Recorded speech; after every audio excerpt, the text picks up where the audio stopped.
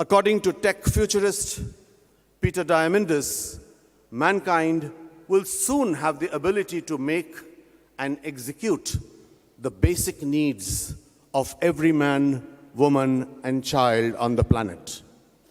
Abundance for all is within man's grasp. Unfortunately, because until now, all of human progress was premised on scarcity, food, clothing, shelter, and the like, our brains are hardwired to pay far more attention to negative news than positive stories. As a once upon a time newspaper man, I remember the editorial adage, if it bleeds, it leads.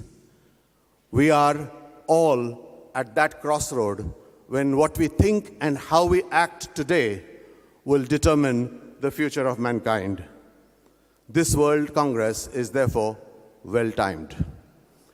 Over the next 3 days, we will have and hear some brilliant minds. If a few of us go back to our daily lives to practice our Dharma at work, based on what we've imbibed here, our efforts will have been more than rewarded. All work and no play makes Jack a dull boy, they say. To save us from that embarrassment, we have lined up 3 truly fun evenings with entertainment, curated and crafted by some of the finest professionals in their respective fields. I take this opportunity to thank our illustrious governing council, led by the chairman, Mr. Mukesh Ambani, who unfortunately couldn't be with us today, and the industrious steering committee for all the help and guidance we got from them through the process of putting this event together. I also take this opportunity to thank all our eminent speakers, our gracious sponsors and partners, and all you supportive delegates who have come from all over the country and the world to be with us in God's own country, Kerala, for the next 3 days.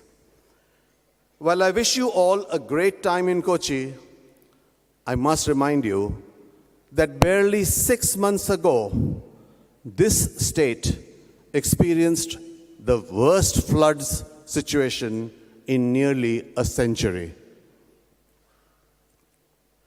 While rehabilitation is still underway, the grit and resilience shown by its people in bouncing back to business is truly exemplary and praiseworthy.